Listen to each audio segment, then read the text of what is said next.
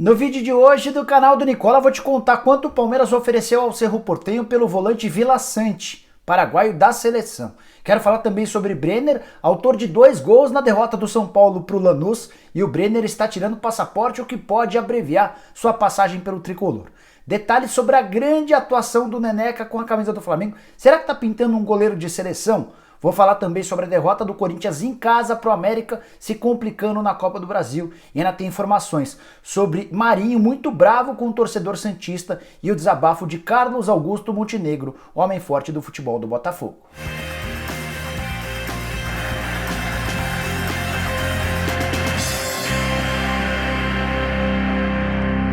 Fala aí pessoal, eu sou o Jorge Nicola, bem-vindos a mais um vídeo do canal, bem legal ter todos vocês por aqui. E antes de passar todas as informações que eu prometi agora há pouco, dá uma olhada nesse recado extremamente especial.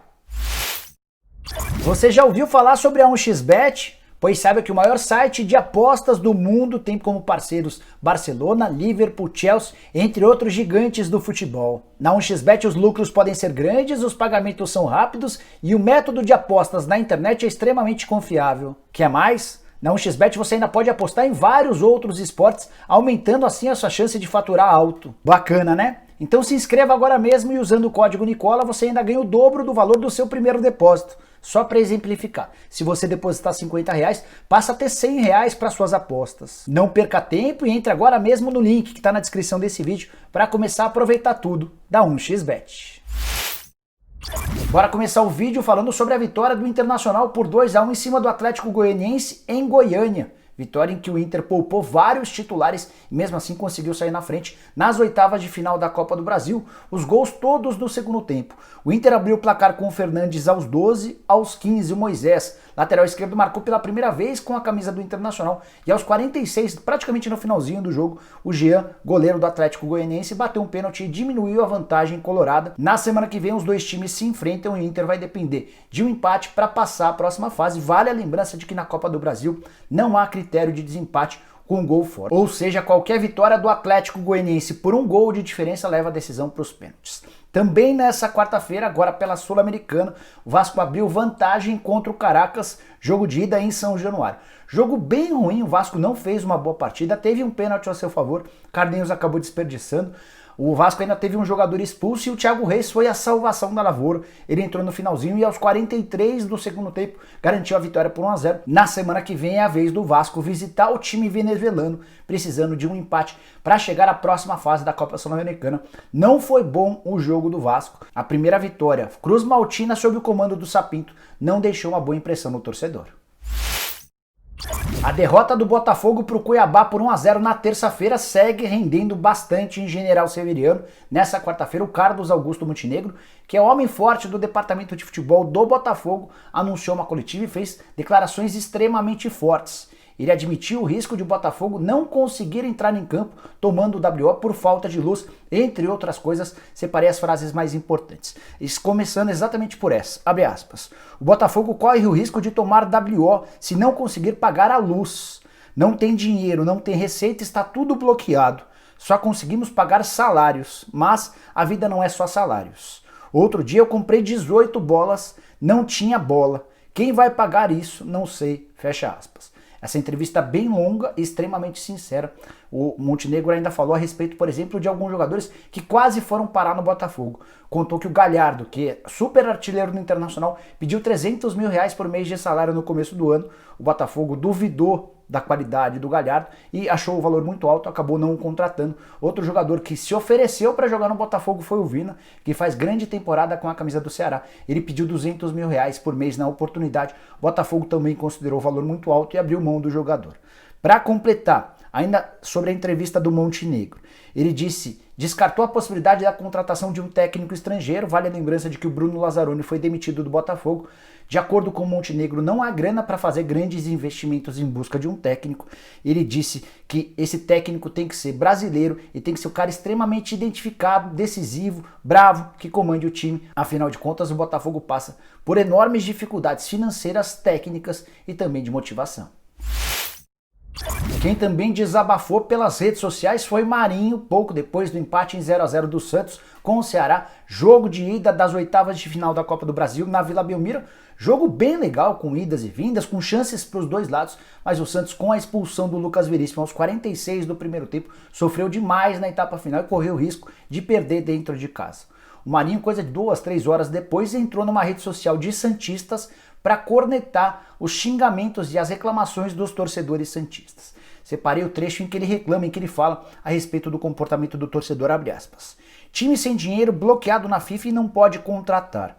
Apoia quem tá aqui.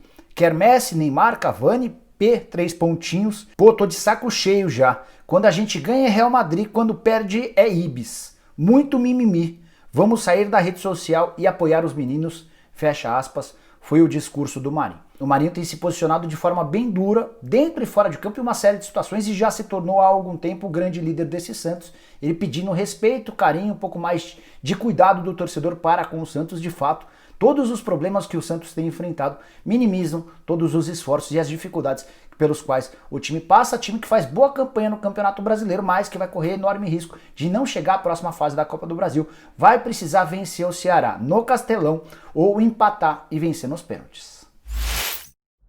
Depois de falar sobre jogos da Copa do Brasil, vou voltar para a Copa Sul-Americana para destacar a derrota do São Paulo por 3-2 para o Lanús na Argentina, jogo de ida.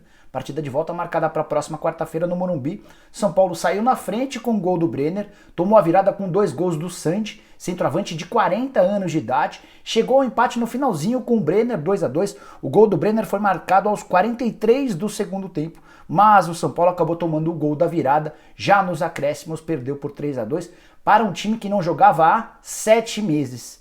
E acredite se quiser, o Fernando Diniz acabou usando isso como argumento para justificar a derrota. A frase do Diniz no vestiário foi a seguinte, abre aspas, o São Paulo estava cansado e o Lanús descansado por causa dos 7 meses, fecha aspas.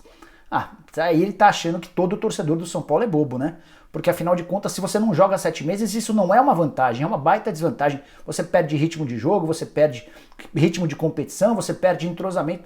São Paulo tinha tudo para vencer o Lanús, é mais time que o Lanús, embora ter feito o primeiro tempo bem ruim, melhorou na etapa final, mas defensivamente continua apresentando todos os problemas. Mas apesar da derrota do São Paulo, há algo positivo para destacar e esse destaque é Brenner, que marcou os 2 gols do tricolor, é o artilheiro do time na temporada com 13 gols em 22 jogos. O momento dele atualmente é espetacular. Nos últimos 7 jogos foram 9 gols marcados.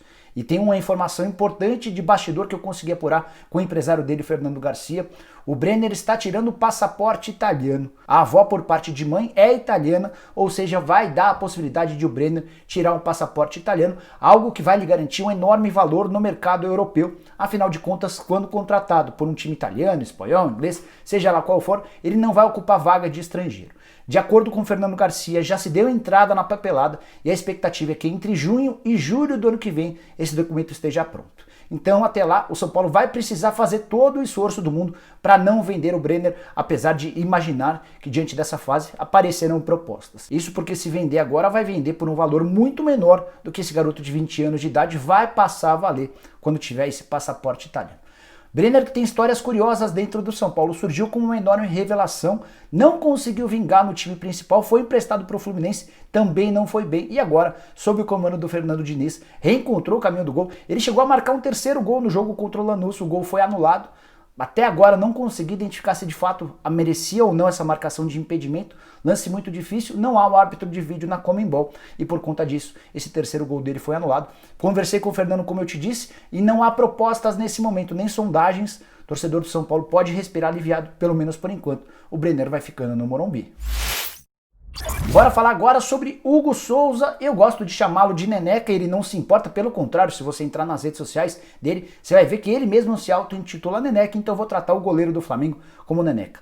Que grande atuação na vitória do Flamengo por 1-0 contra o Atlético Paranaense. Ele foi o dono do jogo, defendendo, por exemplo, um pênalti cobrado pelo Walter, pegando uma outra bola extremamente difícil e forte do mesmo Walter, mas a grande defesa do jogo aconteceu no segundo tempo, num chute do Reinaldo a queima-roupa. Ele se esticou no chão, buscou a bola tocou na trave e ele ainda mostrou enorme reflexo para recuperar a bola, impedindo que o adversário finalizasse. Grande atuação do goleiro de apenas 21 anos de idade, 1,96 m de altura, que até outro dia era o quarto goleiro do Flamengo. O Neneca só está jogando, ele completou seu 10º jogo seguido com a camisa rubro-negra, porque todos os 3 jogadores que estavam à frente dele tiveram problemas, ou com Covid ou com lesão. Diego Alves, titular absoluto, perdeu a posição para o Neneca, o segundo goleiro era o César, também foi ultrapassado, e o Gabriel Batista, que teria a oportunidade de ocupar a vaga no lugar desses dois, acabou tendo o coronavírus, abrindo o caminho para que o Neneca mostrasse o quão talentoso é. O que eu queria perguntar para você é, por tudo que você viu nesses 10 primeiros jogos do Neneca, dá para considerá-lo titular? Para mim a resposta é fácil, sim. A partir da atuação contra o Atlético Paranaense, ele merece continuar como titular com o Diego Alves no banco de reservas. Mas queria fazer um outro questionamento a partir do que eu vi nesse jogo. Parece, pelo menos é a minha impressão e é isso que eu quero dividir com vocês, que pode estar pintando um goleiro de nível de seleção brasileira. O Neneca ainda falha, especialmente nas bolas levantadas à área, ainda não demonstra muita segurança. Mas debaixo das traves, o que ele tem sido capaz de fazer me causa enorme espanto. Estou muito impressionado com as atuações positivas do Neneca e queria que você usasse o espaço para comentários para deixar sua opinião. Importantes informações antes de mudar de assunto. Com mais esse resultado, o Flamengo ampliou para 12 jogos de invencibilidade, com 9 vitórias e 3 empates. Na partida da próxima quarta-feira, na volta no Maracanã contra o Atlético Paranaense, ele vai poder jogar por um empate para chegar às quartas de final da Copa do Brasil. Outro ponto importante, o Neneca, cujo contrato termina em 2023, já está conversando com a diretoria do Flamengo para ter um aumento salarial, um reajuste, um aumento da multa rescisória. Esse anúncio deve acontecer nos próximos dias, até porque o salário atual do Neneca é muito menor do que de qualquer outro titular do Flamengo. E o Diego Alves, que ficou no banco de reservas, mostrou um comportamento extremamente legal. Primeiro porque durante todo o jogo tentou passar instruções para os companheiros, ajudando, demonstrando um espírito coletivo. Depois porque vibrou demais com o pênalti pegado pelo Neneca, logo a especialidade do Diego Alves, que sempre foi um grande pegador de pênaltis. O Diego mostrou espírito coletivo, isso é bem bacana para o Flamengo e para o time. Bora falar agora sobre o Corinthians, que conseguiu perder para o América Mineiro dentro de casa na Neoquímica Arena, derrota por 1-0 nessa quarta-feira, jogo de ida da Copa do Brasil. O gol do América foi marcado pelo Marcelo Toscano aos 43 do segundo tempo em mais um erro do Cássio. O Cássio foi fazer a reposição buscando o Luan, passe ficou curto e armou-se um contra-ataque para o América, a defesa do Corinthians toda bagunçada e o Marcelo Toscano apareceu para fazer 1-0. Com isso o América ampliou para 10 o número de jogos sem perder. São 7 vitórias nesse período, time que faz ótima campanha na Série B e que tem o Lisca doido como um ótimo treinador. Muito bom, mais um bom trabalho do Lisca. Já o Wagner Mancini conheceu uma derrota feia dentro de casa, já havia tomado um 5-1 para o Flamengo, agora perde para o América e coloca em risco a classificação para a próxima fase. O grande problema do Corinthians diz respeito à parte financeira. A passagem para as quartas de final da Copa do Brasil vão garantir aos classificados 3.300.000 reais. Tudo que o Corinthians não pode é abrir mão de dinheiro, especialmente nesse momento de enorme crise. Atuação muito ruim de vários jogadores alvinegros. Não gostei, por exemplo, do Everaldo, que errou praticamente todos os dribles. A formação do Wagner Mancini até em alguns momentos parecia certa, mas ao longo da partida foi se mostrando um grande equívoco. E entre esses erros, queria destacar a presença do Matheus Vital como titular. O Matheus tem várias oportunidades com vários técnicos diferentes e nunca consegue se firmar. Quero fechar o vídeo com mais uma informação exclusiva para você que acompanha o canal do Nicola. O Palmeiras fez uma proposta oficial ao Cerro Porteño pelo volante Matias Villasanti. O Villasanti tem 23 anos de idade, atua como segundo homem de meio campo, é titular absoluto do Cerro Porteño e já tem 6 jogos pela seleção principal do Paraguai.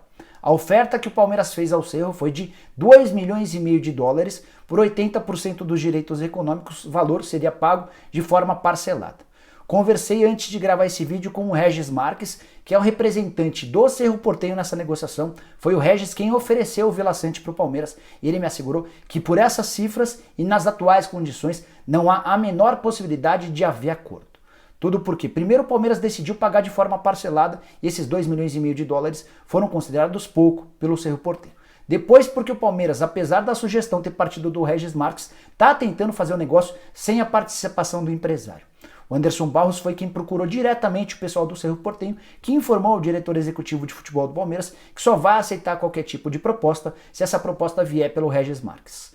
Por falar em Regis e Anderson, dá para dizer que o empresário brasileiro e o diretor executivo do Palmeiras andam se estranhando bastante. Regis Marques chegou a me mostrar algumas das mensagens que mandou para o Anderson Barros, falando poucas e boas. O Regis está muito bravo com o fato de o Anderson Barros ter tentado driblar o empresário nessa negociação. Logo, o Anderson Barros, que lá atrás, de acordo com o Regis Marques, recorreu ao André Cury, que não tinha nada a ver com a negociação envolvendo o Huachipato e o Soteldo, para tentar contratar o jogador do Santos para o Palmeiras, isso no início da temporada. Enfim, tá um clima bem ruim entre as partes e o Palmeiras só vai conseguir reverter essa situação se procurar o Regis Marques. O Cerro Porteño tem feito questão da participação desse empresário e se melhorar as condições do negócio e também o valor. O Vila Sante tem se mostrado muito bom jogador. Recentemente o pessoal do Palmeiras até consultou o Arce, que é o técnico do Cerro Porteño, para tirar mais informações do atleta e ouviu vários elogios do ex-jogador do Palmeiras e agora treinador do Cerro Porteño. Mas, na minha opinião, o Vila Sante nem seria a característica que mais faz falta nesse atual elenco.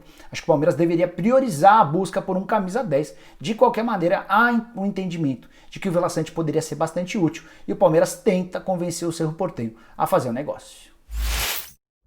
Bom, pessoal, eram essas as informações que eu queria dividir com vocês no vídeo de hoje do canal do Nicola. Espero que vocês tenham curtido o vídeo e deixem um like por aqui. Quem ainda não se inscreveu no canal do Nicola vai resolver esse problema agora mesmo. Só apertar esse botãozinho vermelho de inscreva-se. Aproveita e aperta o sininho para passar a receber notificações toda vez que eu fizer vídeo novo ou live. Para fechar, queria lembrar que você pode e deve virar membro do canal do Nicola.